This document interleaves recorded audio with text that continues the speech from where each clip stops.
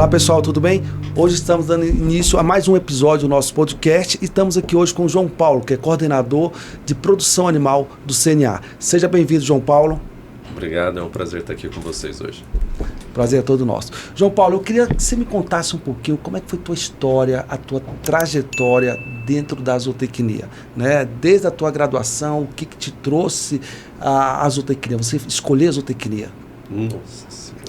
Tá com tempo? Vamos lá, o tempo é nosso. Bom, vamos lá. Eu venho de uma família de produtores rurais. Então, a família do meu pai, eu sou a quinta geração da família como produtor rural. Então, não tinha como ser muito diferente. A zootecnia faz parte da minha vida mesmo sem saber o que é a zootecnia, a zootecnia faz parte da minha vida desde pequenininho. E essa era uma briga que eu tinha com meu pai, que meu pai falava assim: você tem obrigação de saber tudo, de ser melhor, porque quando você chegar na faculdade o professor fala assim, braquiária, você já sabe o que é. Então a zootecnia sempre fez parte da minha vida. E aí, obviamente, eu fui fazer minha graduação em zootecnia, terminei a graduação, fui para o mestrado, fui para o doutorado, depois o pós-doutorado. E aí, na época do doutorado, eu tinha um amigo, também zootecnista, contemporâneo de pós-graduação, que era de Tangará da Serra. Legal. E aí ele falou, não, você não pode ficar na pesquisa, você tem que vir para a área comercial, sai daí, academia não.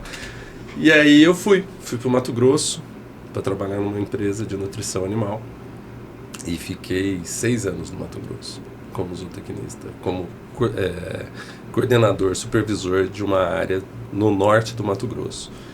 E aí depois eu vim para Brasília, minha esposa foi convidada a assumir um cargo no Ministério da Agricultura, eu vim para Brasília ainda nessa empresa, e aí veio o convite para ir para a CNA, para o Departamento Técnico, assumir a coordenação de produção animal do Departamento Técnico da CNA. E cá estou. E hoje aqui também registrar a presença do zootecnista Álvaro Barcelos também, que está com a gente aqui, participou do episódio número 2 conosco aqui. E hoje eu vou abrir aqui a palavra para o Álvaro e o Álvaro direciona para o João Paulo. Bom dia, obrigado, Frank, pelo convite, por estar aqui junto com você, entrevistando o João, que é um grande profissional. Então, o que a gente acha satisfatório é ver pessoas, né, bem-sucedidas na profissão. João, você falou que começou sua vida na parte acadêmica, depois seguiu na pesquisa, e aí foi trabalhar na área comercial, foi para o Mato Grosso, né? E até vir parar em Brasília e hoje está na CNA. Junto disso também, você passou a desenvolver um trabalho também pessoal seu, como produtor rural também? Exato. Como é que foi essa sua introduzida na área de ser produtor rural, além de ser técnico, né? Além de trabalhar como zootecnista, você também é produtor rural. Então, como é que foi que você migrou para mais esse leque aí? Foi assim, é o destino, né? O destino empurra a gente para algumas situações. Hoje nós temos 2 propriedades, as 2 em Minas, uma no norte de Minas e outra no Triângulo. E aí, tá no DNA. Eu fui para a faculdade, fui fazer pós-graduação, e isso só refinou. Eu brinco que foi a faculdade, a pós-graduação, foi a lapidação do meu amor pela zootecnia. Então hoje, poder aplicar tudo que eu aprendi dentro da universidade, com a pesquisa, na pós-graduação, dentro da minha propriedade, é muito legal. Eu tenho uma filha você conhece a Helena, eu tenho uma filha de 7 anos, e aí ela vive isso junto comigo. Semana retrasada nós estávamos na fazenda, dividindo uma área lá, colocando uma cerca elétrica, e ela virou para mim e falou, papai, por que nós estamos fazendo isso? Eu falei, tem que comer, o capim tem que descansar e tal. Passou, ela voltou, olhou, e aí onde saiu o gado, ela olhou o capim e falou, papai, cresceu mesmo, né? É importante isso. Então, isso para mim é extremamente prazeroso. A zootecnia, ela tem essa magia de me dar esse prazer de ver as coisas acontecerem. Isso é muito legal. E isso é bem bacana na zootecnia, porque é o que eu falo, quem conhece zootecnia realmente ama, né? só não está na zootecnia que não tem o amor por ela, porque esse amor vem aqui desse conhecimento. Igual a sua filha está aí, começou a admirar, começou a entender alguns processos ali no campo mesmo, né? Com 7 anos ainda, né? Mas, é o que eu falo, a gente, quando entra na zootecnia, a gente começa a conhecer aquele curso, começa a conhecer aquela formação, e dentro daquela formação, aquelas culturas que tem dentro da formação do profissional. E aí vai desenvolvendo tua paixão, e quanto mais conhecimento você tem, mais amor você vai tendo. Isso é muito legal. Eu falo assim, quando eu conheci a zootecnia, eu cheguei a trancar meu curso. Fiz até o 4º semestre, que isso era os cálculos, as químicas, bioquímica, porque cadê o bicho? O bicho não aparece. Tranquei, passei 6 meses trancado. Depois eu voltei para eles e falei, cara, isso aqui é meu amor. Ô, Frank. Não posso parar de largar ela. E voltei e hoje estou aí nela e não largo mais. Quando eu passei para a zootecnia, a primeira aula que eu tive na graduação foi Química Geral. E quando eu passei no vestibular, eu tinha certeza que eu estava livre disso. Porque eu não ia ver mais Todo química, mundo pensa, na que verdade. eu não ia ver mais física, entendeu? Que eu estava livre dessas matérias.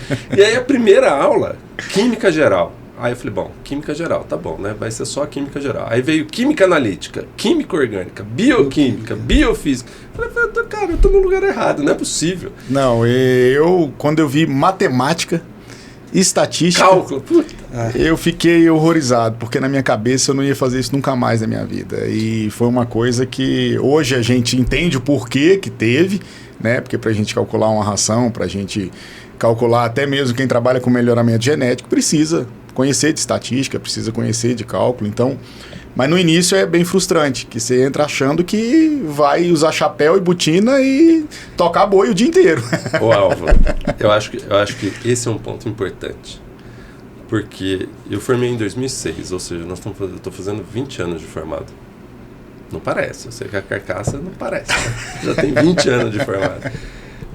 E uma coisa que eu aprendo ano após ano são as possibilidades da zootecnia. Então, as pessoas, elas não têm a mínima ideia do que é a zootecnia. E eu digo que da Faria Lima ao norte do Mato Grosso, você pode ser zootecnista. E você pode ser um bom zootecnista. Hoje, a minha função na CNA, eu sou coordenador técnico de produção animal. Eu tenho mais 5 pessoas que tocam as cadeias, as principais cadeias de produção animal.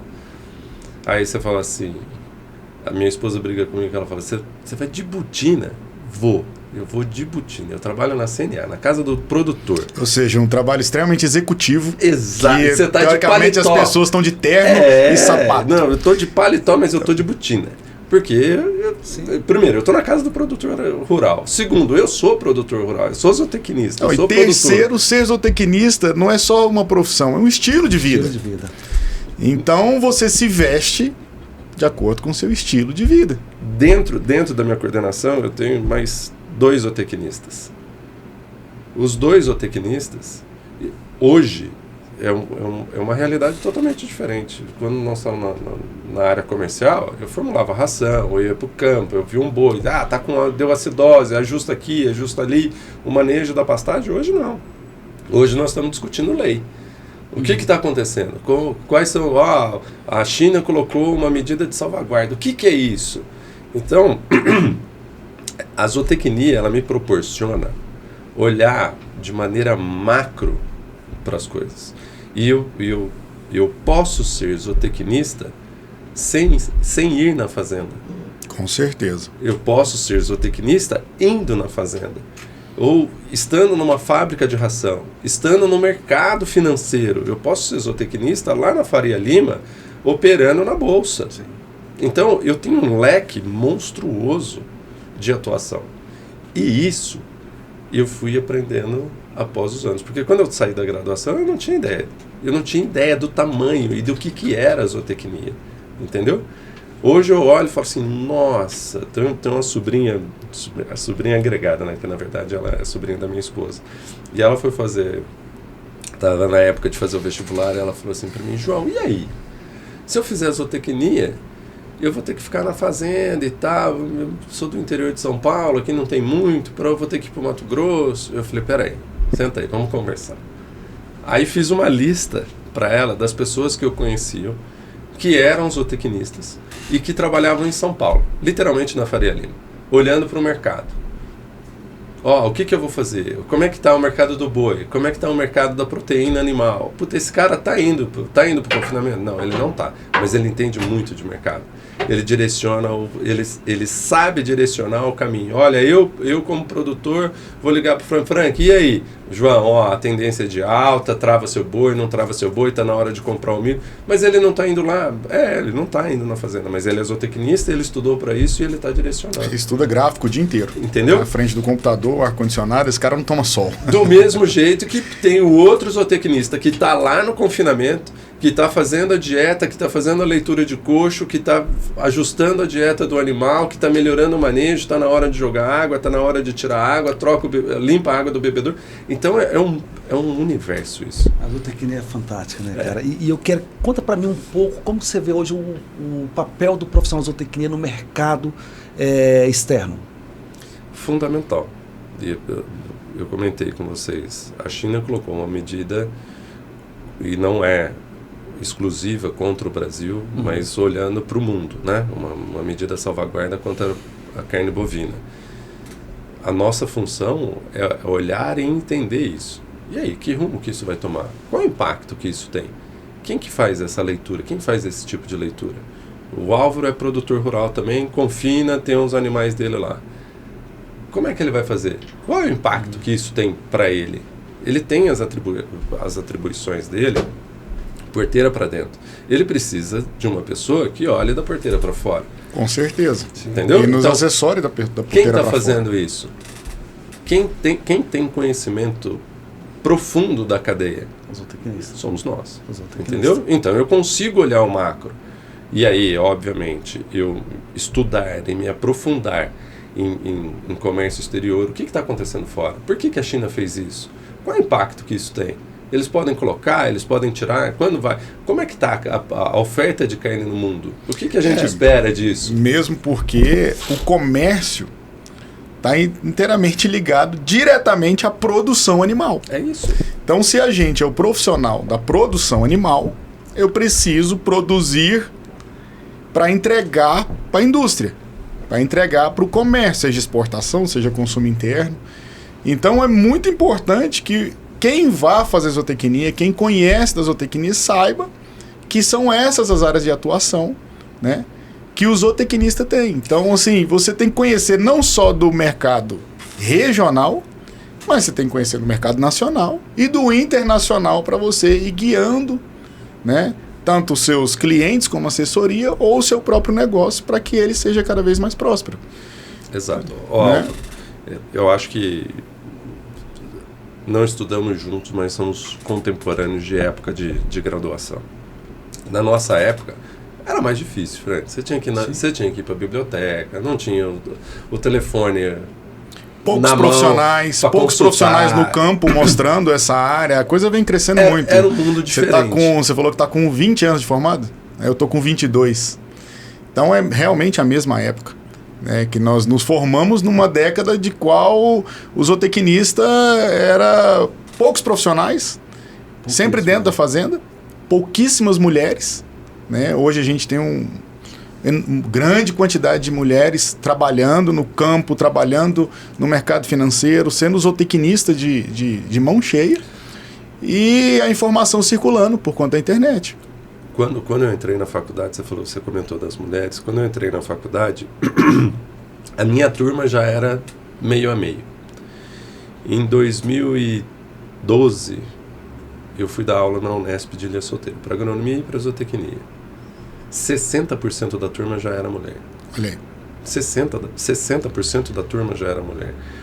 E o que elas vão fazer? Eu sou mulher, o que eu vou fazer como zootecnista? Porque eu vou para o campo e só tem peão, e só tem brucutu, não vai dar certo, eu vou ter que ficar no laboratório, é um mercado restrito. Ano após ano, a gente identifica que isso não é verdade. É muito mais da cabeça das pessoas. Elas estão indo para o campo, elas estão à frente de negócio, elas estão tomando decisões, elas estão olhando diferente, tanto no mercado financeiro, na parte nutricional, na parte de gestão. A parte de gestão, o que tem de mulher boa no campo, auxiliando o produtor, é descomunal isso. Isso é assim, na verdade, eu costumo dizer que é um preconceito, não um preconceito discriminatório, mas um preconceito da própria pessoa entender que não, lá só tem brucutu, não, lá eu vou ser discriminado, lá eu não vou ter voz ativa. Isso, ela já tem esse preconceito nela. E muitas mulheres vêm quebrando isso hoje, mostrando que era só um preconceito, que não é a realidade. E tem muitas mulheres hoje que são gerentes de grandes fazendas, que são gerentes de fábrica de nutrição animal, que são técnicas que vão dar assessorias nas fazendas e agregar valor, não só na parte de bovinocultura, mas tem também na parte de apicultura, tem na parte de piscicultura, tem na parte de avicultura, muito, suinocultura, muito. Então, eu acho que esse crescimento só vem agregando e mostrando o quanto o mercado do profissional de zootecnista é extremamente amplo, né? A gente sempre faz uns eventos na Zootrend. E depois eu peço para o pessoal fazer um levantamento, a estatística de resposta, de número de pessoas que tem lá, pelos relatórios, que eles, o formulário que eles preenchem. E a gente vê o quê? Que, cara, a grande maioria são mulheres. E a grande maioria dos participantes dos eventos da Zootrend são da área da zootecnia. E eu falo, a mulher está cada dia mais ocupando o espaço através da competência delas. Elas já são maioria em tudo, né, Frank? Vamos falar a verdade. Mas é uma área que para elas, é o que a gente está falando aqui, para elas é uma área que ia ser muito mais difícil. Sim, tinha esse conceito de dificuldade. E nós estamos falando de... vamos falar assim, 20 anos atrás. 20 anos atrás. Parece muito, mas é pouco. Por incrível que pareça. Que está saindo agora aí. Eu tive num grande confinamento, que é um Boitel, 80% dos gestores lá são todos mulheres. Moram na fazenda, tem alojamento feminino, algumas são casadas, o marido não é da atividade, trabalha na cidade próximo a esse grande planta de confinamento, e a mulher é quem coordena e mora na fazenda. Então nós estamos falando de 20 anos atrás, uma coisa que há 20 anos atrás, se você falasse um negócio desse, era difícil até de imaginar. Eu acho que o leite deu o primeiro passo nesse sentido. Sim. O leite, a avicultura, suinocultura. Eles abriram essa porta inicial, porque grandes propriedades que trabalham com leite, quando você vai conversar com o gestor, não, eu quero contratar a mulher. Pode vir, e é uma inversão.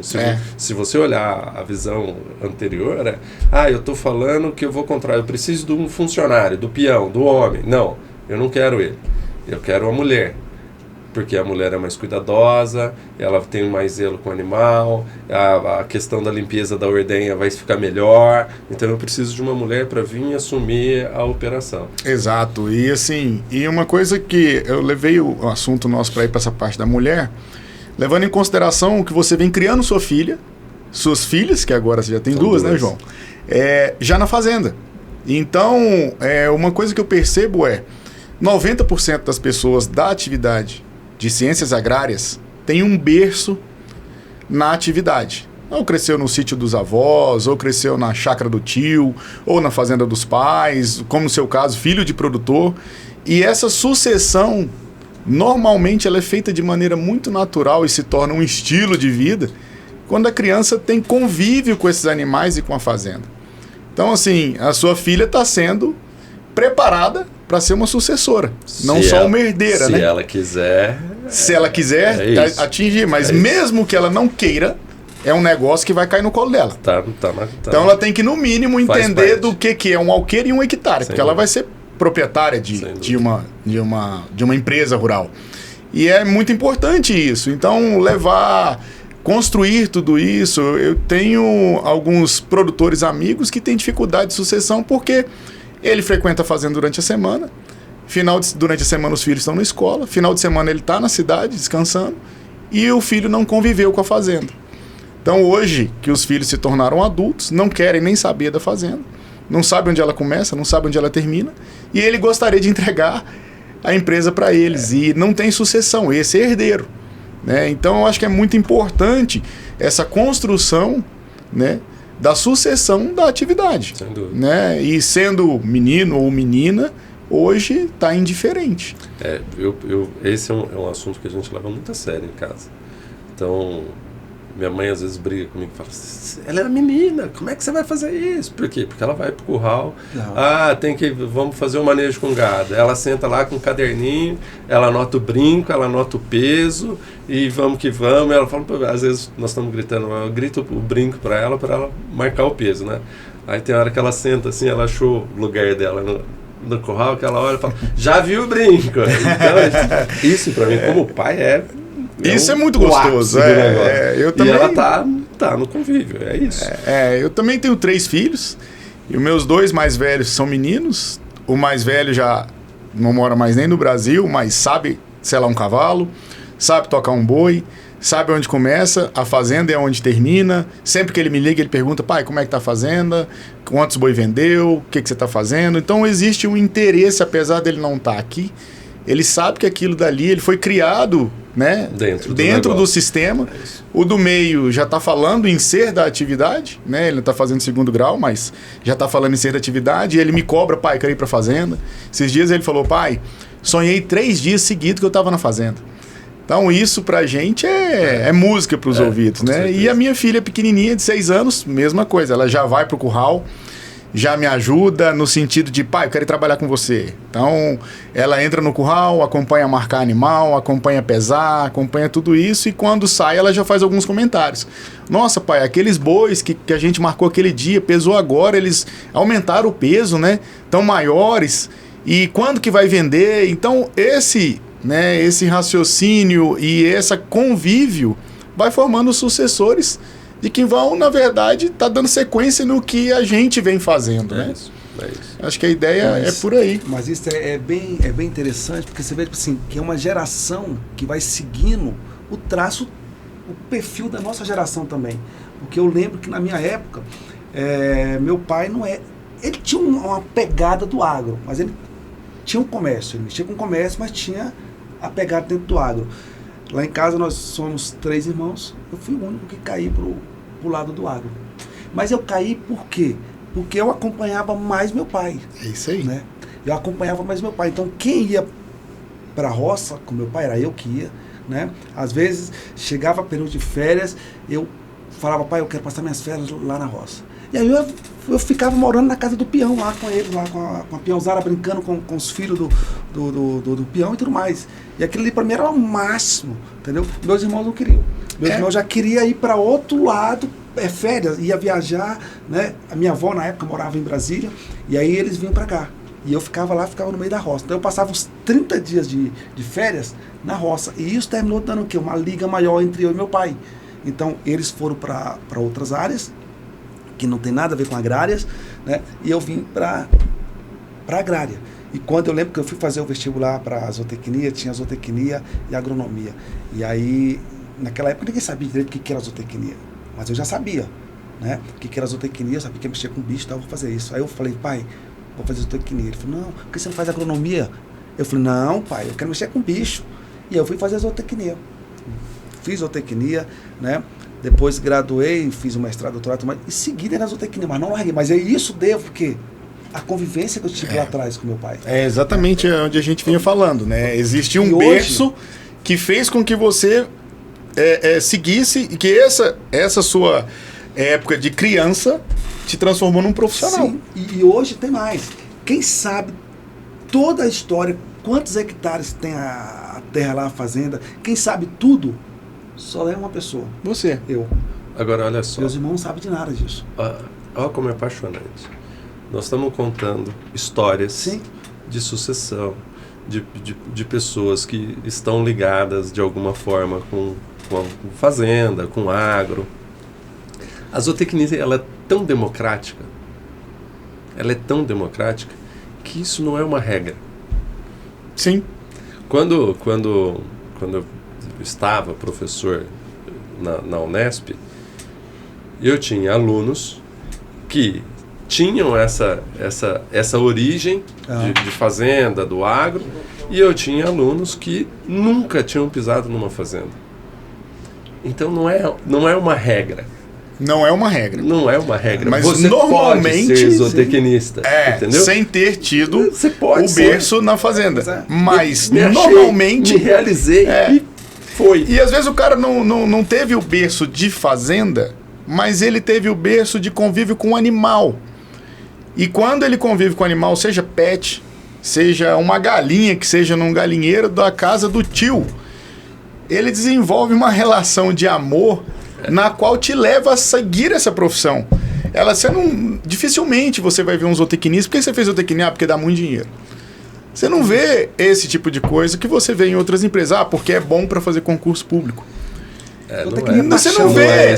Normalmente, por que você fez zootecnia? Aí você vê o brilho no olho da pessoa. Como o Franklin acabou de falar. Eu cresci na propriedade da minha família. Eu ficava lá com os peão. Eu me divertia na fazenda enquanto meus irmãos estavam na praia, estavam em Brasília, estavam indo pro shopping. Eu estava me divertindo com os bichos. Você falou a mesma coisa. Meu pai me trouxe para fazenda e foi até por osmose eu aprendi a gostar de fazenda.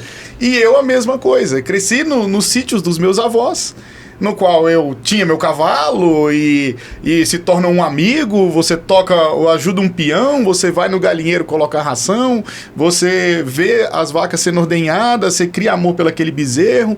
Então é uma coisa que é construída. É uma profissão construída, ela não é uma profissão que você decide no final do seu segundo grau, no qual você vê uma oportunidade profissional muito boa. Você fala, cara, eu vou ali porque aquilo ali é o que eu gosto. E como você gosta, você transforma aquilo numa opção muito boa de trabalho. Eu volto a dizer, tudo que eu conquistei na minha vida, seja material e pessoal, foi através da zootecnia. Sempre foi uma profissão que eu sempre optei por ser feliz. E nada mais gratificante que você trabalhar com o que te faz feliz. Sem dúvida.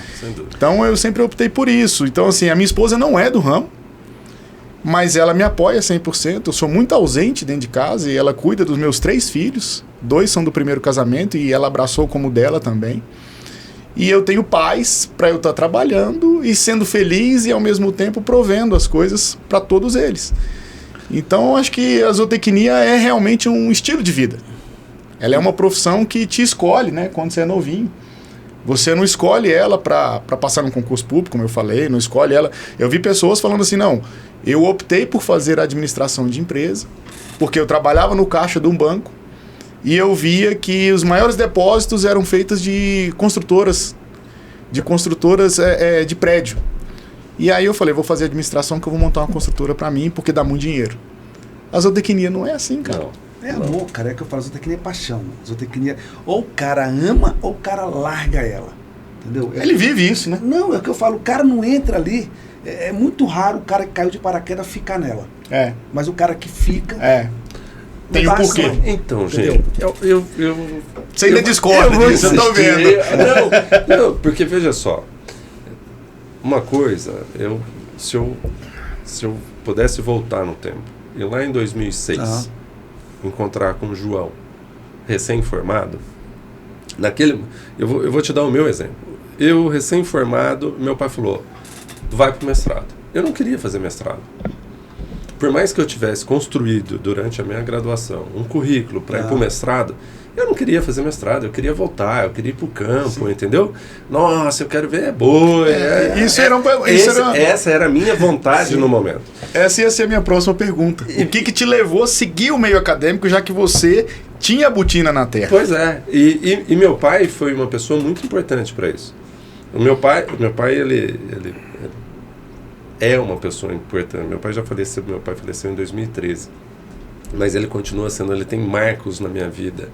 Quando eu falei que ia fazer zootecnia, ele falou assim, meu filho, larga a mão de ser burro. Você é burro, vai fazer medicina, estuda 2 anos a mais e faz medicina. E aí a minha avó, paterna, e eu fiquei injuriado com aquilo, né? E aí minha avó falou para mim, meu filho, você pode ser um engraxate. Você não precisa fazer faculdade. Você pode, se você quiser, você pode ser um engraxate. É isso que te move? Seja um engraxate. Mas você tem que lembrar o seguinte, você tem que ser o melhor. Sim. Então se dedique e faça um negócio direito. Quando eu estava saindo, me formando, eu falei, vou voltar. Ele falou, não, você vai ficar e vai fazer um mestrado. Eu falei, o senhor falou pra eu, né? Pô, preciso, eu quero uma roça, né? Aí ele falou, não, você vai ficar e vai fazer o mestrado. Por quê? Porque é uma porta que você vai deixar aberta. Você não se preparou durante a graduação para isso? Para chegar nesse momento? Eu me preparei para isso. Nesse momento eu posso escolher se eu quero seguir ou se eu não quero. E eu não quero. E ele falou, não, mas você vai. Você vai porque é uma porta que você vai deixar aberta. Porque se você sair agora, dificilmente você vai voltar. Então aproveita. Eu antecipei a matéria, eu formei antes. Então aproveita, você ainda tem um tempo, você não está atrasado, faz o mestrado. E aí depois, se você não quiser, você vai para o campo. E aí nessa de faz o mestrado, eu fui para o mestrado, a minha dissertação gerou uma patente para a Unesp, e aí obviamente o doutorado veio na sequência, e o pós-doutorado, e as aulas na Unesp, e eu falei, fiquei. Mas eu estou contando isso para vocês com uma certa discordância, porque se eu pudesse voltar lá em 2006 e falar para o João que está formando, eu falaria assim, olha, a sua área de atuação é muito, muito maior do que você imagina. Se eu pudesse voltar em 2006, 2005, um ano antes de formar, e falar para minha turma, moçada, deixa eu contar uma coisa para vocês. Vocês não têm a mínima ideia do que é zootecnia. Vocês não sabem nada sobre o que é zootecnia. Vocês não têm ideia do mercado que vocês têm na mão. E vocês vão demorar uns 20 anos para entender isso. Então, olhe diferente. Eu tenho amigos de graduação que seguiram outro caminho, não estão na zootecnia, mas que talvez, se eles tivessem tido essa visão do que é o mercado para a zootecnia, eles não teriam saído. Eu falo que eles não teriam saído. O cara pode cair, gente, mas você tem que conhecer, ele pode cair de paraquedas. Mas você tem que conhecer. Sim, aí é a tua função. Aí é a história da minha avó. Você quer ser um engraxado? Você tem que ser o melhor. Sim. Se dedica, mas vai atrás. O que não falam, João, o que não falam na faculdade, que eu acho que é isso, os professores poderiam, de certa forma, passar isso como orientação, não só da aula, no sentido do que, cara? Não tem. Você se forma em zootecnia, mas você ainda não é zootecnista. Você não conhece nem as opções que você tem. Não tem. Então você precisa... Aí o que acontece? Eu vi na minha época de graduação também, colegas de graduação que terminaram a faculdade de zootecnia, e aí falaram pra mim, naquela época, vamos falar assim, o piso salarial do zootecnista era o quê? R$3.000? Nessa faixa. E aí ele chegou pra mim, eu não esqueço disso nunca, a gente apresentando o TCC, aí ele falou, cara, eu não vou trabalhar por menos de R$5.000. Eu, como me formei em zootecnia, eu agora sou zootecnista, eu tenho que me valorizar, eu não trabalho por menos de R$5.000. Então eu falo pra você, olha a visão dessa pessoa, é culpa dele? Não é culpa dele. Ele achava que por ele ter sido graduado, ele já era merecedor de um salário acima do piso. Só que ele não mostrou que, na verdade, ele só estava pronto para aprender a ser zootecnista, onde estavam as oportunidades e o que ele sabe fazer de fato para que justifique um salário de R$5.000. Vou te fazer uma pergunta. Você teve alguma matéria durante a sua graduação que te ensinou a vender? Zero. E é outra coisa que os que montam grade de curso de zootecnia tinham que pôr negociação na grade. O que tem? E aí, vamos lá, nós estamos falando da zootecnia. Sim. Né? O que tem de matéria que te ensina a vender? Não tem. Eu não tive. Não tem. Não tem. Você pode olhar as grades de qualquer curso de zootecnia, não tem. Tá bom. Vamos ampliar, porque isso não é um problema da zootecnia. Sim. Ciências agrárias. De forma tem geral. Agronomia? Não tem. Não tem.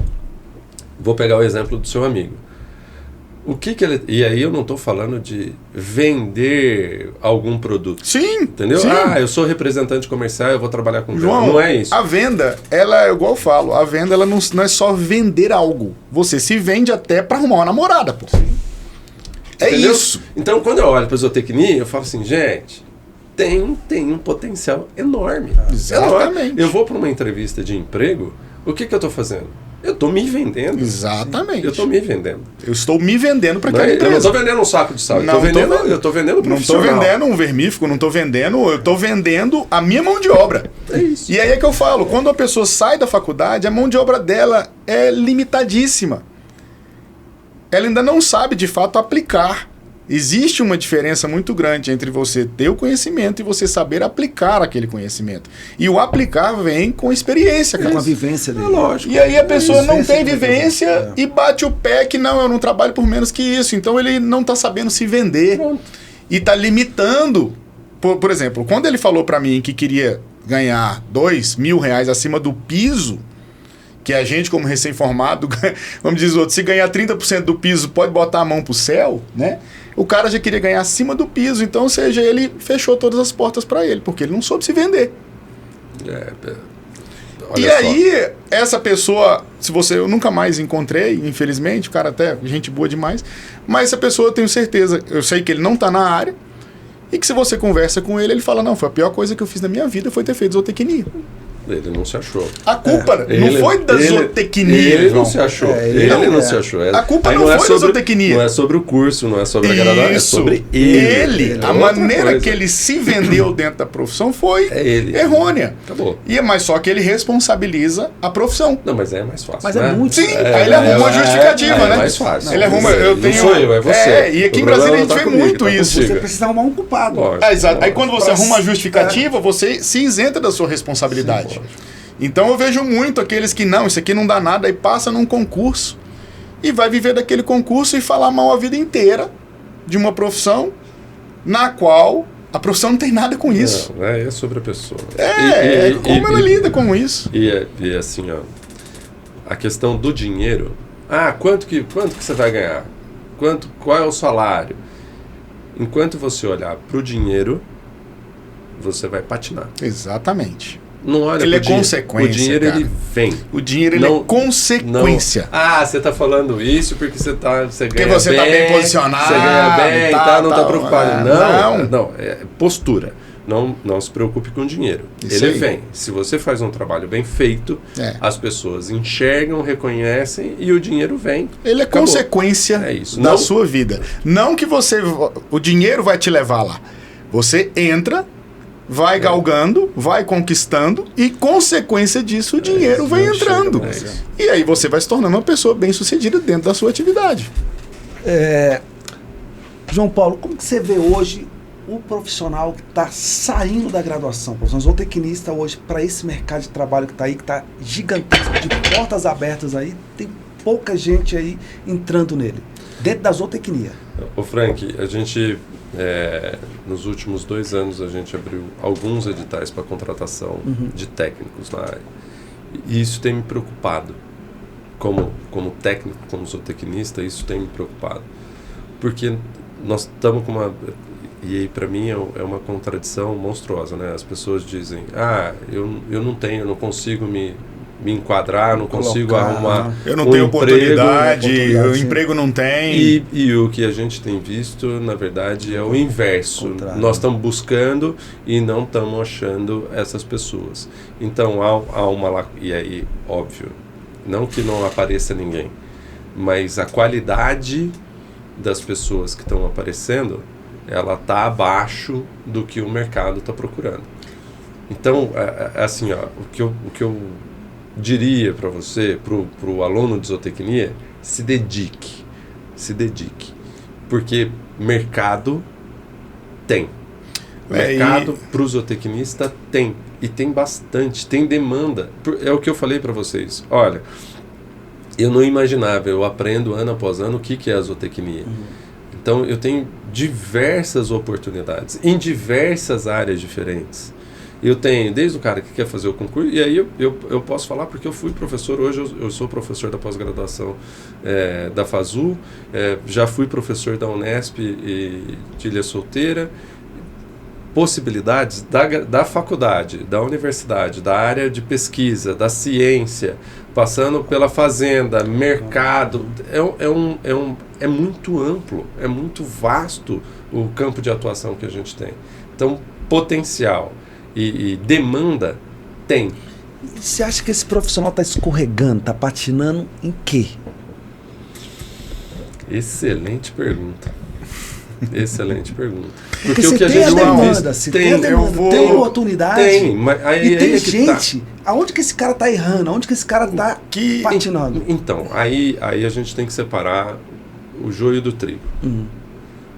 Os bons profissionais, eles já estão empregados. E o cara que tá saindo agora? Então, se ele fez uma graduação, se ele não levou o negócio na rédea bamba, se ele se dedicou, se ele seguiu o conselho que minha avó me deu, você tem que ser o melhor.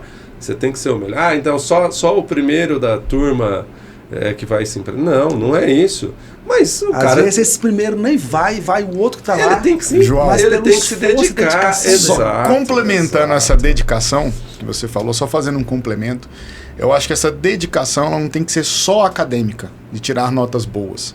Essa dedicação tem que ser se relacionar, conhecer em volta. Você teve alguma matéria sobre isso? Mas é que tá. Eu acho que o importante da gente conversar sobre isso, porque nós estamos aqui em 3 profissionais, graças a Deus, que vivem da zootecnia, e eu acredito que a chave do que a gente destravou essa fase de sair da graduação e inserir no mercado é o relacionamento. Sim. Então, a partir do momento que você seguiu o seu mestrado, você mesmo falou, do mestrado eu comecei, porque meu pai falou para eu ir e organicamente eu já fui pro doutorado, depois eu fui pro pós-doutorado, por quê? Porque ali você foi se relacionando e as portas foram se abrindo. Exato. João, você concluiu seu mestrado agora, você conviveu com seu orientador, abriu uma vaga de doutorado ali. Então você já encaixou. E o que acontece é que eu vejo às vezes a pessoa se dedicando muito em matéria na faculdade e sai da faculdade, o conhecimento dela é zero. Ela não conhece um profissional de campo, ela não conhece onde que os órgãos que estão trabalhando, que ela poderia, de certo, entrar para trabalhar, ela não se envolve nisso. E eu acho que é aí onde começa o que o Frank falou, começa a patinar. Por quê? Formou na faculdade só com notão. Só que na hora que ela saiu da faculdade, ela se vê, e agora? Eu vou fazer o quê? Meu orientador falava, quem não é visto não é lembrado. Exatamente. Então, tá na graduação, vai fazer o estágio, tem a casa do zootecnista, vai para a casa do zootecnista, vai conversar, vai se apresentar. Olha, eu estou fazendo, o que tem de oportunidade? O que eu posso fazer? E esse é o grande diferencial. E o que é mais legal, de contato é o grande diferencial. Na nossa época, como a gente falou agora, não existia internet. Então a gente tinha que ir atrás, pegar um ônibus, eu fiquei sabendo que tem um escritório tem uma Embrapa ali, eu vou lá pedir um estágio. Você tinha que se deslocar até lá. Hoje você entra na internet, assiste um podcast, os zootecnistas, e aí nesse podcast você vê pessoas conversando, entra lá e manda eu precisava de um estágio. Ali já vai aparecer várias pessoas para dar a mão. Naquela época nem e-mail a gente tinha. Não tinha. Se você queria um contato, se você tivesse internet, que não era todo mundo, ia usar ela só depois de meia-noite, porque o pulso era mais barato, e aí você começava a usar. E você sabe o que é mais doido? Telefone para fazer. Franklin, sabe o que é mais doido? Os empregadores, as oportunidades também não usavam a internet. Não, porque não tinha. Então você mandava um e-mail pro cara pedindo uma oportunidade, o cara não lia o e-mail dele. Você tinha que ir lá buscar. Você tinha que encontrar. Você tinha que encontrar e conversar.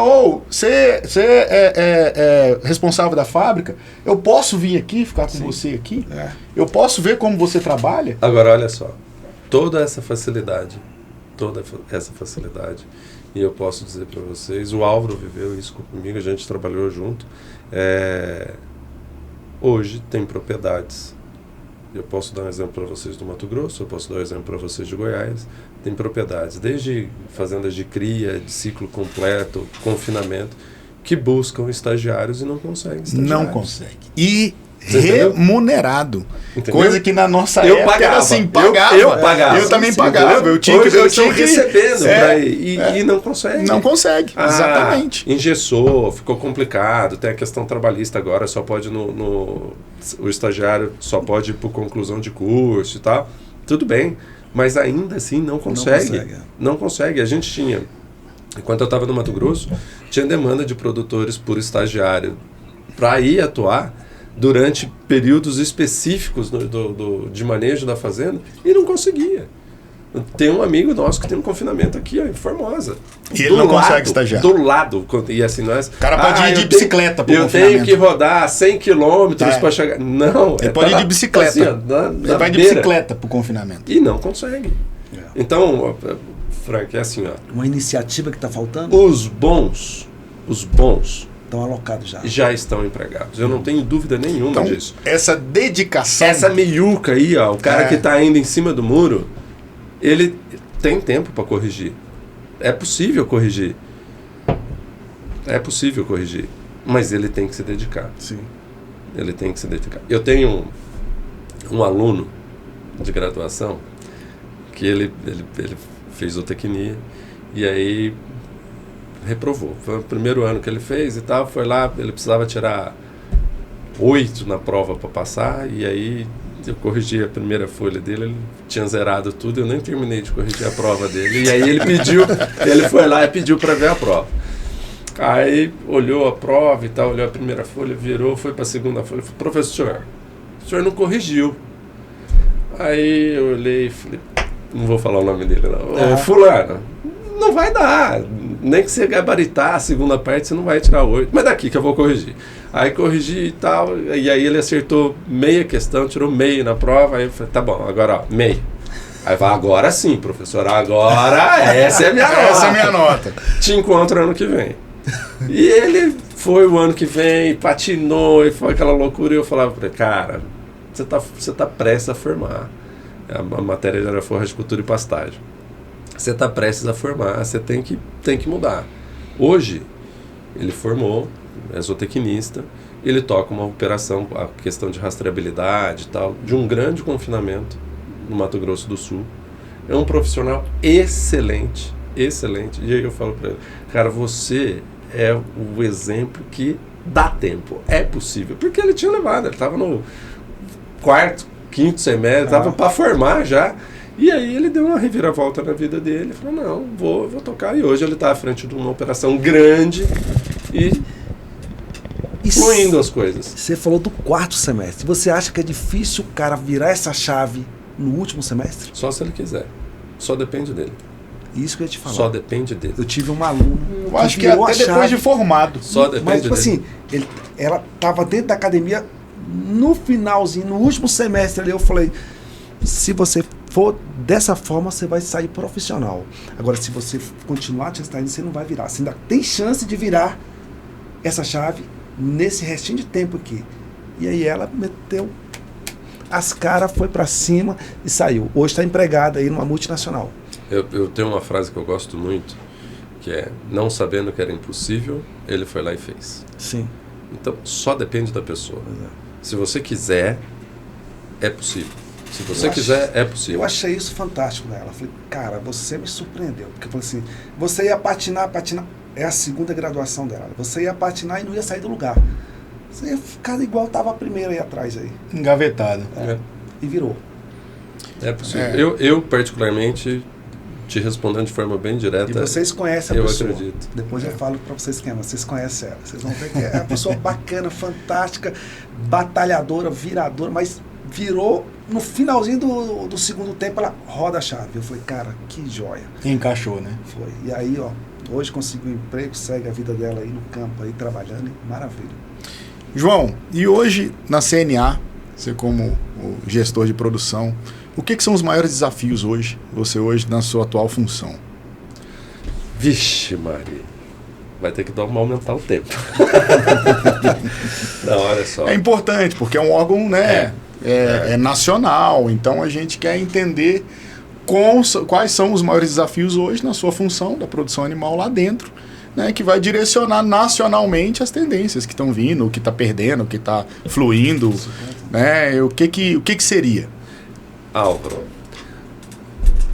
a CNA hoje é a missão nossa, é cuidar do interesse do produtor rural.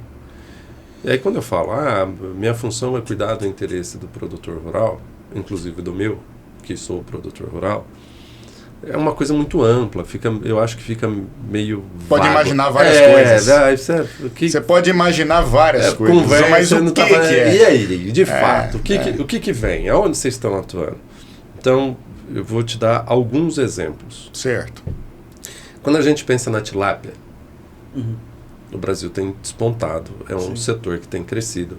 Né? A aquicultura é um setor que tem crescido. A piscicultura, em especial, a tilápia tem crescido. E não é só a tilápia. A gente tem os peixes nativos também que tem crescido bastante. É uma cadeia extremamente importante. Tá, e daí? E daí que a gente também importa. O Brasil é o maior exportador. A gente é o celeiro do mundo, não é isso? A gente escuta Produz isso. alimento para o mundo inteiro. A gente escuta isso É a desde aptidão do 1800 país, né? e bolinha. É a aptidão do país. Excelente. Somos o celeiro do mundo, vendemos. Estamos produzindo comida e vendemos para o mundo. Mas nós também compramos. Essa é uma regra comercial. Então não tem só eu vendo.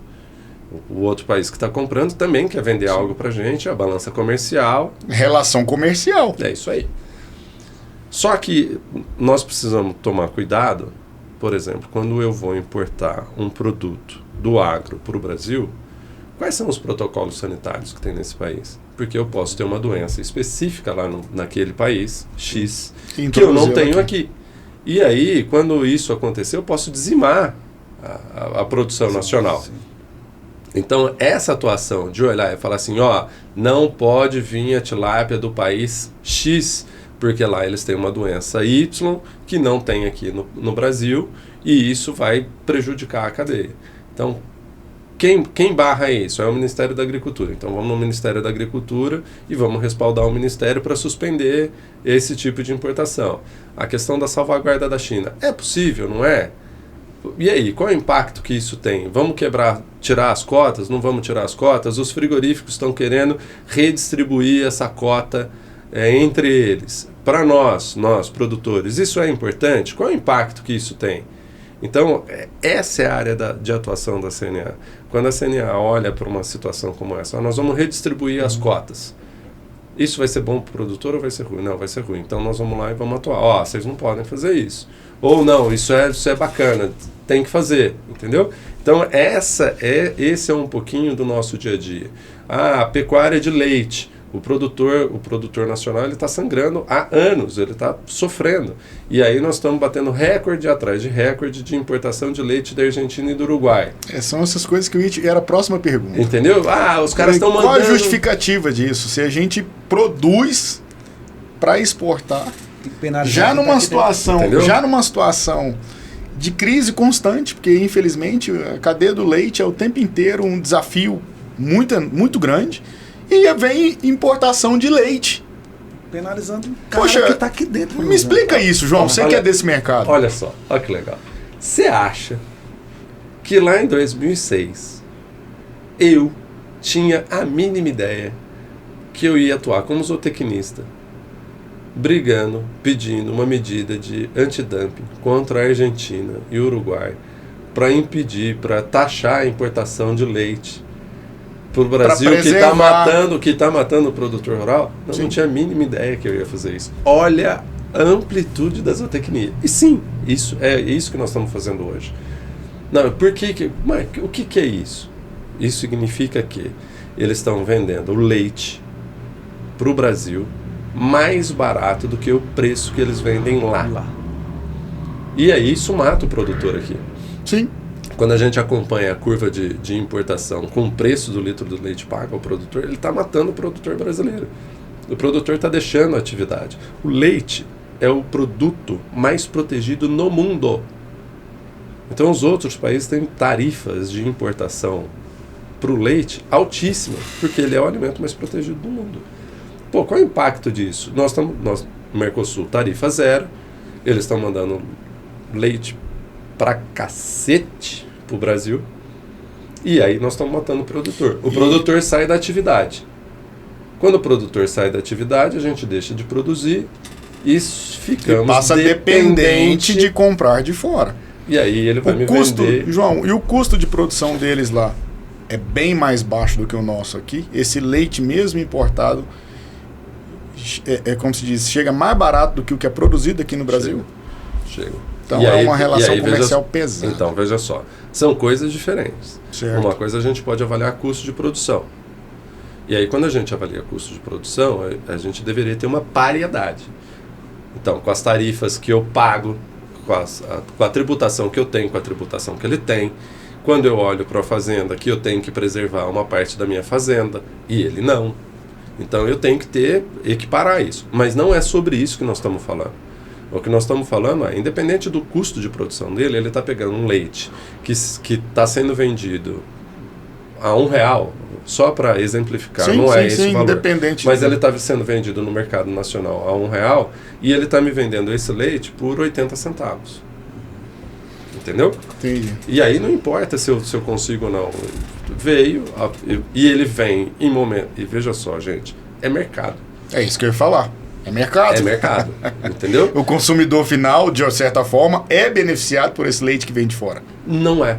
Mas se ele entra mais barato? Não é. Esse é o outro ponto. Quando a gente pediu o antidumping, você, eu, o Frank, não vamos ter impacto direto nenhum sobre isso. Me explica melhor sobre isso. Por quê? A gente importa leite em pó.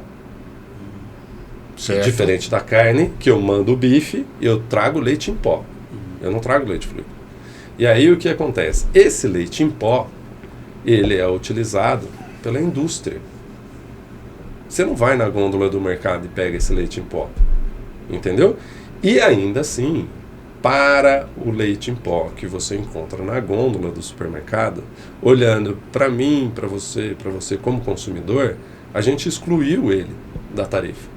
Então, leite em pó importado da Argentina e do Uruguai, que tem até um pacotinho de 800 gramas, ele está fora. Ele está fora da tributação. Nós não queremos tributar ele. Eu não quero impactar a vida de vocês, a minha vida como consumidor, entendeu? O que eu quero é que o leite em pó, que venha em saco de 60 kg, em bag de 1.000 kg, que vai ser utilizado pela indústria, que briga com o meu produto, com o que é produzido aqui nacionalmente, que ele seja tributado. Então quem vai pagar o preço sempre vai ser o produtor. Não, porque então, senão eu estou pagando, sim, entendeu? Mas e aí então... a ideia é assim, ó. Ainda tem um outro agravante, porque as indústrias hoje têm uma questão tributária, que as indústrias têm uma questão fiscal, né? Então ela pode deduzir, e aí ela está deixando de comprar leite nacional. Então o que eu quero é que esse leite em pó que vem, que está competindo com o meu, sem impactar o dia a dia do consumidor, que ele seja tributado. Esse é o ponto. Tá, mas então, voltando lá. Então, realmente, o consumidor é beneficiado com esse leite que você falou, o pequenininho. Vocês não estão lutando contra o benefício do produtor. Mas existe um benefício, porque ele chega mais barato, vai chegar mais barato no bolso de quem está consumindo ele. Mas o que você está falando é do grande escala. É isso. O grande escala, sim, mas a questão é, essa importação, ela vem, vamos falar assim, baseada no custo para o consumidor final.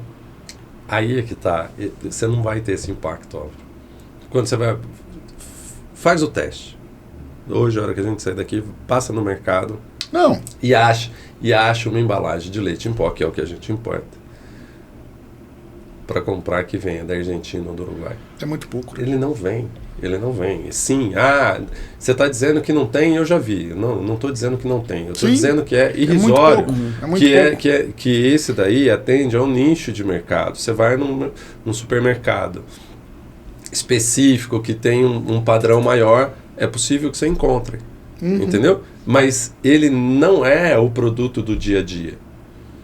Ele não é um produto do... Sim. Tanto é o que a gente mais consome é o leite OHT, Então o fluido. Então ele chega, mas ele vai para a indústria. Exatamente. A indústria que vai processar isso. E a indústria ganha essa margem. É lógico. E a indústria que está ganhando essa margem, não o consumidor final. É o caso da carne. Então a gente vê, muitas vezes chega na dona de casa e ela fala para você, nossa, mas a carne está um absurdo de caro. Você deve estar ganhando muito dinheiro, você que produz carne. A gente fala, eu estou custando a fechar minhas contas. Isso. E aí, assim, é uma coisa maluca, porque alguém está ficando no meio com isso daí. certo? Alguém está se beneficiando dessa margem que o produtor também não está ganhando e o consumidor também não está ganhando. Quando teve o problema da carne, a gente fez um levantamento e aí olhando o que acontece com o preço ao produtor, com o preço da indústria e o que acontece com o varejo.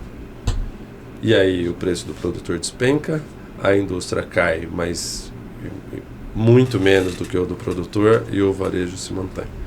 Então você fala assim, o produtor está arrebentando. Não, o varejo é o último item e ele não vai impactar, dificilmente João, vai impactar no preço dele. E às vezes a gente atribui, no caso de carne, a gente atribui quem está no meio à indústria. E indústrias de médio e pequeno porte estão sofrendo tanto quanto o produtor.